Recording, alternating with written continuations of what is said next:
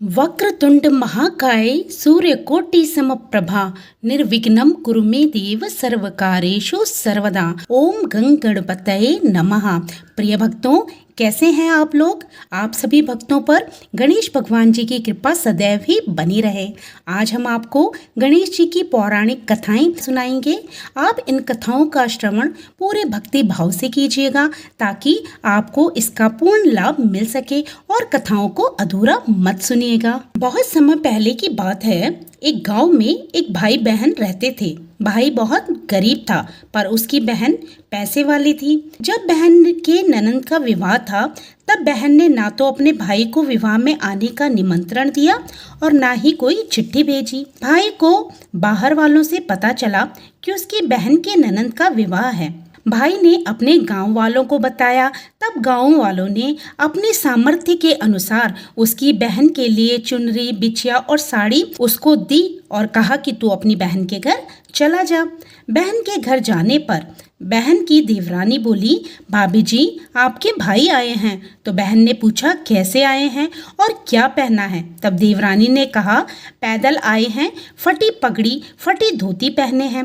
तो बहन बोली, मेरे ससुर हवेली के सामने दुकान पर बैठे हैं, मुझे शर्म आती है। भाई को बोलो कि पीछे के दरवाजे से आए।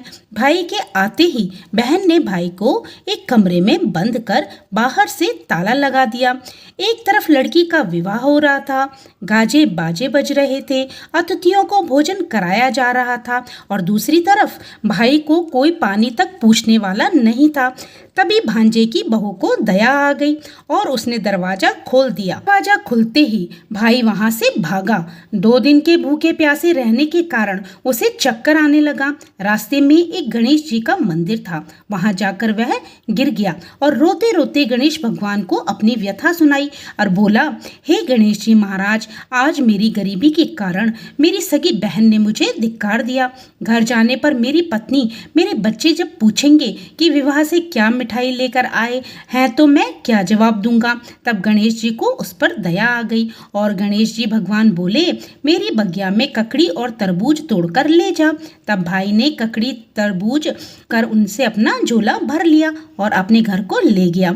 घर जाते ही बच्चों ने पूछा, पिताजी बुआ के यहाँ से हम लोगों के लिए क्या लाए हो? झोला खोलते ही छोटे छोटे तरबूज सोने की गेंद में बदल गए। बाकी तरबूज काटने से हीरे मोती निकले। पत्नी बोली, आप बहन के घर से इतना कुछ क्यों ले आए? आपकी बहन ने हम लोगों को बहुत ज्यादा दे दिया है। भाई ने कुछ भी जवाब नहीं दिया। गणेश भगवान की कृपा से उनके दिन बदल गए। का काम धंधा जोरों से चलने लगा। धीरे धीरे गहने कपड़े, रहने के लिए मकान बन गए। पत्नी बोली, एक बार ननंद जी को बुलाकर लाओ। भाई नए कपड़े नए जूते पहनकर रथ में बैठकर बहन को लेने गया। देवरानी बोली, भाभी जी आपके भाई आए हैं। बहन ने पूछा, कैसे आए हैं और क्या पहना है? तब देवरानी बोली, रथ में बैठकर खूब ठाट बाट से आए हैं। बहन बोली, मेरे भाई को बोलो कि हवेली के सामने से आए, मेरे ससुर देवर जेठ देखेंगे। भाई का बहन ने खूब स्वागत सत्कार किया।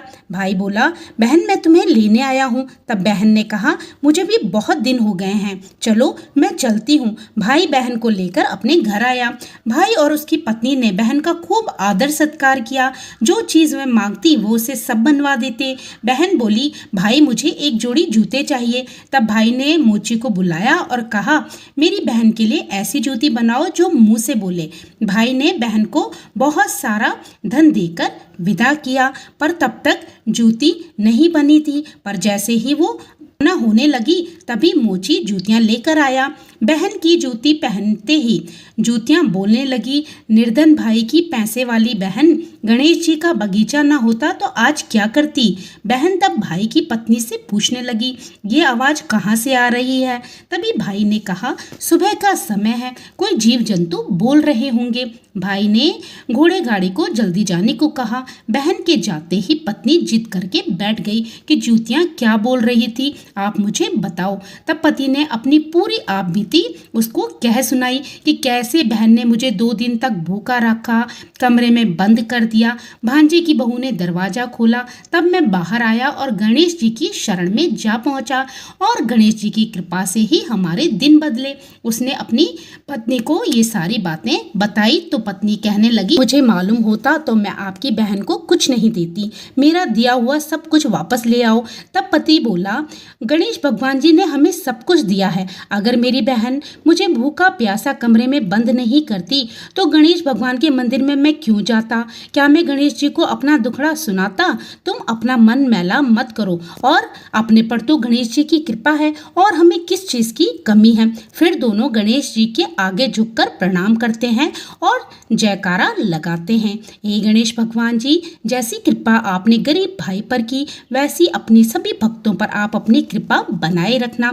तो प्रेम से बोलिए गणेश भगवान जी की जय हो। अब सुनते हैं गणेश भगवान की एक और पौराणिक कथा।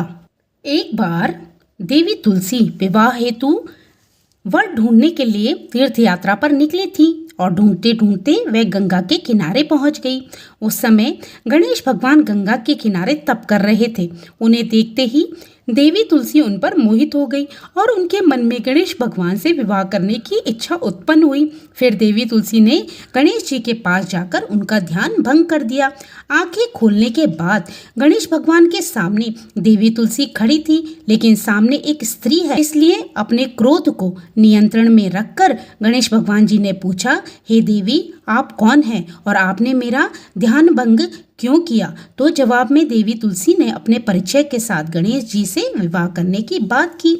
उत्तर में गणेश भगवान जी बोले, देवी, मैं ब्रह्मचारी हूँ, इस वजह से मैं विवाह नहीं कर सकता। अपने विवाह प्रस्ताव के लिए ना सुनने के बाद देवी तुलसी क्रोधित हो गई और उन्होंने गणेश जी को श्राप दे दिया कि उनका ब्रह्मचर्य टूटेगा और उनके 2 विवाह होंगे।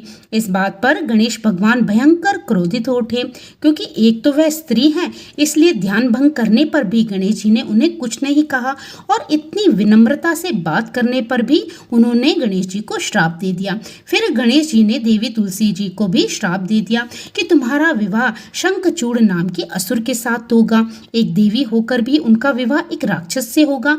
ये जानकर देवी तुलसी विचलित हो गई और विनायक जी से इस कठोर श्राप से मुक्ति दिलाने के लिए क्षमा याचना करने लगी। फिर गणेश जी को तुलसी देवी पर दया आ गई। तब गणेश भगवान जी बोले कि मेरा श्राप तो बदल नहीं सकता, वह तो सच होकर ही रहेगा, लेकिन अगले जन्म में तुम एक पेड़ बनोगी और भगवान महाविष्णु की अत्यंत प्रिय होगी। उनकी पूजा में भी तुम्हारा एक महत्वपूर्ण स्थान होगा और कलयुग के इंसानों को तुम मोक्ष का मार्ग दिखाओगी। लेकिन तुमने मेरा तप भंग किया है और मुझे ब्रह्मचारी होकर भी 2 विवाह का श्राप दिया है, इसलिए मेरी किसी भी प्रकार की पूजा में तुम निषिद्ध रहोगी। इस प्रकार देवी तुलसी गणेश भगवान जी की पूजा में निषिद्ध हो गई। प्रेम से बोलिए गणेश भगवान जी की जय। तो आइए सुनते हैं गणेश भगवान जी की विवाह की कथा। भगवान गणेश जी का मुख हाथी का है और एक दांत भी टूटा हुआ है। इन्हीं 2 कारणों की वजह से उनका विवाह नहीं हो रहा था। इस बात से गणेश जी महाराज अक्सर नाराज रहा करते थे। एक दिन एक देवता के आग्रह पर विनायक जी उसके विवाह में अपनी उपस्थिति दर्शाने गए। विवाह स्थल पर पहुंचने के बाद कुछ देवताओं ने मिलकर गणेश भगवान का समय पर विवाह न होने के कारण उनका उपहास किया, जिससे गणेश जी बहुत ही अधिक नाराज हो गए। उसी दिन उन्होंने ठान लिया कि जब तक मेरा विवाह नहीं होता तब तक मैं किसी भी देवता का विवाह नहीं होने दूंगा। गणेश भगवान जी के पास विवाह और अन्य संदेश लाने का काम उनके प्रिय वाहन मूषक राज करते थे।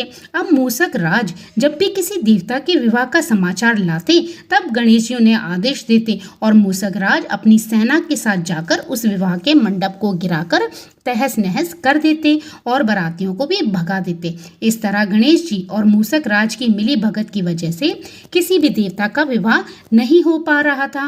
गणपति जी के व्यवहार से तंग आकर सभी देवी देवता भगवान शिव और माता पार्वती जी के पास पहुंचे। समस्या का समाधान मांगने लगे।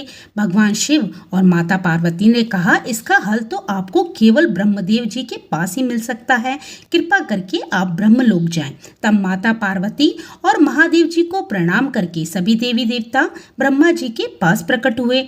देवताओं की समस्या को ठीक से सुनने के बाद ब्रह्मा जी ने अपनी योग शक्ति से 2 कन्याओं का निर्माण किया। कन्याओं का नाम था रिद्धि और सिद्धि। वे दोनों ब्रह्मा जी की मानस पुत्रियां थीं। उन्हें लेकर ब्रह्मा जी गणेश महाराज जी के पास गए और उनसे अपनी पुत्रियों को ज्ञान एवं शिक्षा प्रदान करने का निवेदन करने लगे। ब्रह्मा जी का मान रखने के लिए एक दंत भगवान ने रिद्धि और सिद्धि को शिक्षा देना आरंभ किया। फिर उस दिन के बाद से जब भी मूषक राज किसी विवाह की खबर लेकर आते, उस वक्त रिद्धि और सिद्धि गणेश जी को अपनी बातों में उलझा कर रखती थी। इस तरह गणेश जी का ध्यान किसी और विषय पर रहता और दूसरी तरफ देवताओं का विवाह संपन्न हो जाता। एक दिन बुद्धि के देवता भगवान गणेश जी को ये बात समझ में आ गई, लेकिन उनके क्रोध में आने से पहले ही ब्रह्मदेव अपनी दोनों पुत्रियों के साथ वहां प्रकट हो गए। रिद्धि और सिद्धि को सामने देखते ही गणेश जी का क्रोध बढ़ने लगा, किंतु विनायक जी के मुख से कोई शब्द निकलने से पहले ही भगवान ब्रह्मदेव ने कहा, हे गणेश जी, आपने स्वयं ही मेरी पुत्रियों को शिक्षा दी है और अब मुझे इन दोनों के विवाह योग्य कोई वर नहीं मिल रहा है। मेरी आपसे विनती है कि आप ही रिद्धि और सिद्धि से विवाह करके मुझे धन्य कीजिए। परम पिता ब्रह्मदेव की शांत वाणी को सुनकर गणेश जी इस का क्रोध शांत हो गया और वह इस विवाह प्रस्ताव के लिए हंसी खुशी राजी हो गए। विवाह के बाद अपनी दोनों पत्नियों से उन्हें 2 पुत्र प्राप्त हुए, जिनका नाम रखा गया शुभ और लाभ। तो बोलिए गणेश भगवान जी की जय हो। तो ये थी आज की संपूर्ण कथाएं। अगर आपको ये कथाएं अच्छी लगी हो तो मेरे चैनल को सब्सक्राइब करना मत भूलिएगा। अगर आपको कथाएं अच्छी लगी हो तो उन्हें लाइक भी कर दीजिएगा। तो फिर प्रभु का नाम लेते रहिए और पुण्य के भागी बनते रहिए। जय श्री कृष्णा, राधे राधे।